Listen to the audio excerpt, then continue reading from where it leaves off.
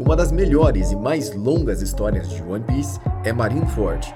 E agora vamos imaginar como seria se o Kaido fosse um dos aliados do Barba Branca e se ele chegasse lá quebrando tudo. Se você gosta de One Piece, vem comigo para ver o desfecho final dessa história.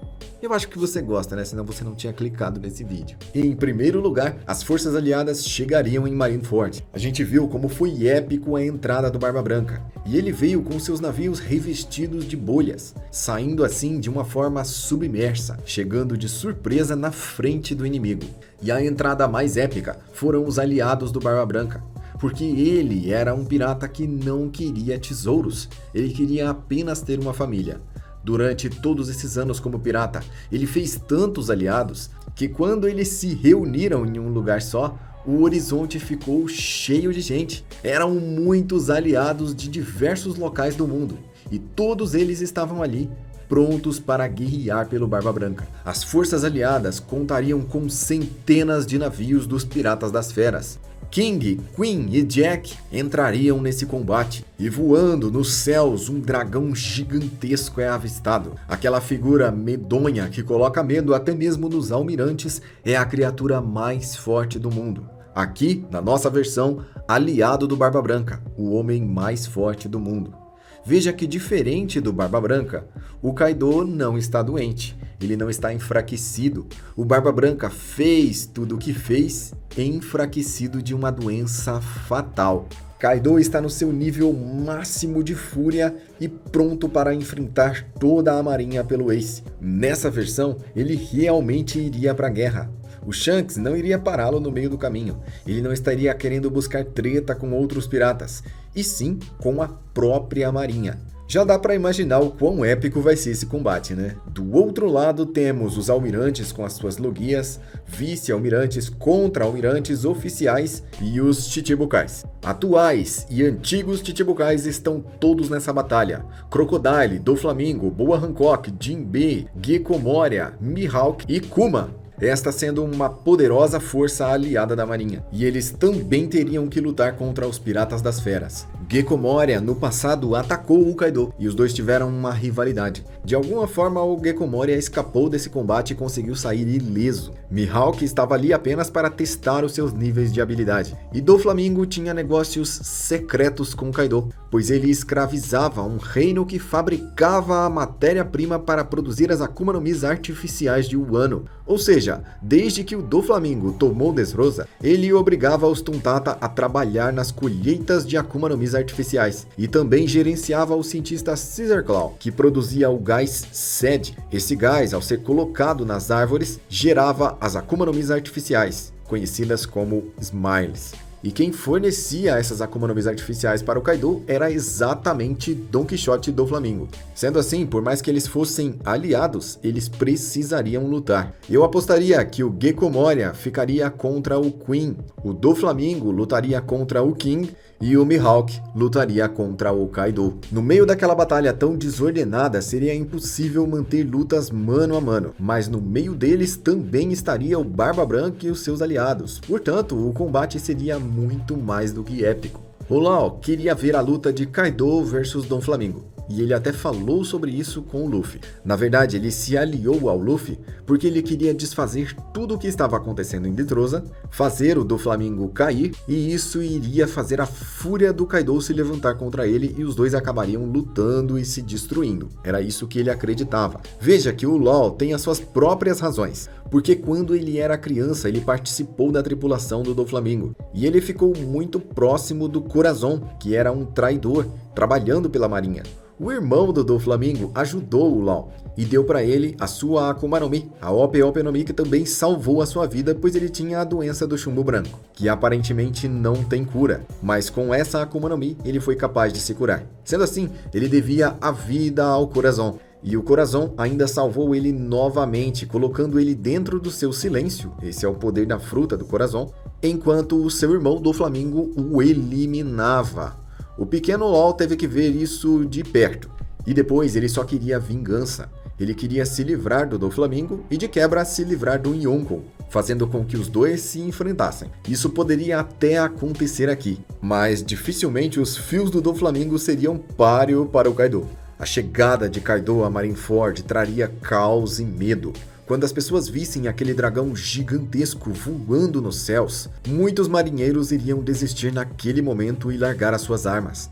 Tirando o fato de que a pele do Kaido é praticamente impenetrável, e as logias dificilmente criariam um grande dano nele. O Kaido pode cobrir o seu corpo de haki, sendo que ele já é extremamente duro. Além disso, a sua forma de dragão pode lançar rajadas de vento, rajadas elétricas e rajadas de fogo a longas distâncias e com um poder de destruição muito descomunal. Tirando isso, o Kaido pode deixar a sua pele ainda mais rígida na sua forma híbrida, onde ele fica muito mais forte e mais concentrado. É como se ele compactasse aquele gigantesco dragão em uma forma humana bípede. Apesar de não poder voar, ele fica muito mais duro. Com essas batalhas acontecendo, a ilha onde eles estavam seria completamente destruída.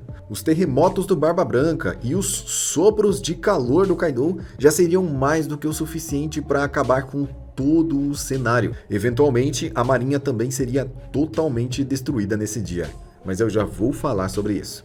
Os almirantes, todos orgulhosos por terem poder e dominarem os hakis e terem as suas logias, que aparentemente são as frutas mais poderosas, seriam derrotados. Isso porque os seus inimigos seriam os mestres no haki, com a capacidade muito além da compreensão.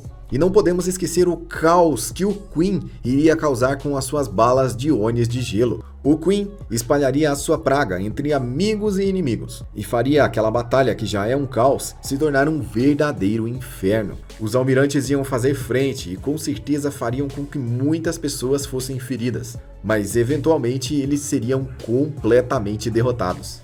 Todos os aliados e forças da marinha cairiam nesse dia, e o governo mundial precisaria fazer uma reforma completa. Talvez não sobrasse nada para o governo mundial fazer alguma coisa, e isso poderia causar consequências catastróficas no mundo todo. Quer dizer, catastróficas para eles, porque se o governo mundial realmente tivesse acabado aqui, o povo poderia viver mais feliz e sem a opressão deles. Então talvez até o governo mundial caísse nesse dia, dependendo apenas do Gorosei. Afinal, ainda é um grande mistério de quais são os poderes e habilidades, se quer que eles têm, daquele conselho do Gorosei. Aqueles caras realmente são poderosos ou eles apenas têm um título? Porque dependendo do nível de poder deles, caso eles sejam muito absurdos, eles podem construir o império novamente. E existe mais uma outra coisa que pode acontecer logo a seguir. Afinal, se o Kaido tivesse participado aqui, as coisas mudariam de uma forma tão desproporcional que o Insama provavelmente entraria em cena. Vendo que o governo mundial e a marinha estavam sendo deteriorados, Insama poderia entrar em combate. E como nós já vimos, ele tem ao seu dispor algo extremamente poderoso. Tão poderoso que é capaz de fazer uma ilha desaparecer em alguns segundos. Isso pode ser tanto o poder de uma arma ancestral, quanto o poder de uma Akuma no Mi, quanto o próprio poder do Insama que nós não fazemos ideia de qual é. Mas ele pode, em um estalar de dedos, fazer um nível de destruição tão grande quanto o Kaido ou o Barba Branca. E ele entrando em cena faria com que o cenário ficasse ainda mais apocalíptico. Outro detalhe que nós não podemos esquecer é que o Barba Negra apareceria ali. Ele levou sua tripulação, com os novos membros recrutados no level 6 de Impel Down, e está querendo roubar a Akuma no Mi de alguém. O mais sem paciência lutaria com ele. E assim, Kaido e Barba Negra iriam se enfrentar. Dificilmente o Kaido deixaria o seu aliado, Barba Branca, enfrentar o Barba Negra naquelas condições de saúde e também de ferimentos que ele sofreu na guerra. Sendo assim, o Kaido iria tomar a frente desse combate. E o Barba Negra seria completamente humilhado pelo Kaido. Precisamos lembrar que o Barba Branca só perdeu porque o seu corpo estava enfraquecido. Por mais que o Tite consiga neutralizar os poderes de uma Akuma no Mi, o corpo do Kaido é extremamente resistente e ele não precisa da sua Akuma no Mi para lutar em nenhuma situação. Somente com os seus punhos, ele fez parte da tripulação do Rocks, uma das tripulações mais poderosas que já existiu. E só quando a tripulação foi desfeita, ele ganhou a sua Akuma no Mi. E mesmo o Barba Negra tendo a Yami Yami no Mi e enfrentando o Kaido sem conseguir usar os poderes da sua Akuma no Mi, ele e a sua tripulação seriam completamente derrotados. Então a batalha iria mais adiante, chegando ao nível de intervenção de Son Goku e do Garp. E é nesse momento que o Shanks chegaria. Ele chegaria para parar a guerra da mesma forma que ele parou da primeira vez. Só que dessa vez, quando o Shanks chegasse, a guerra seria parada com o Ace vivo, pois no meio de todo esse combate de todos esses aliados, o Akainu não conseguiria derrotar o Ace como ele derrotou da primeira vez. Os Piratas das Feras estariam ali, principalmente as Calamidades e os Tobiropos, e só isso já seria suficiente para que o Akainu nunca conseguisse chegar perto do Ace. Com o Ace vivo e mais um Yonkou participando dessa guerra, Kaido e Barba Branca iriam recuar. A marinha já estaria completamente destruída, os almirantes nocauteados. Sengoku e Garp não chegariam a lutar, porque eles foram parados pelo Ace. E o Shanks encontraria o Luffy consciente.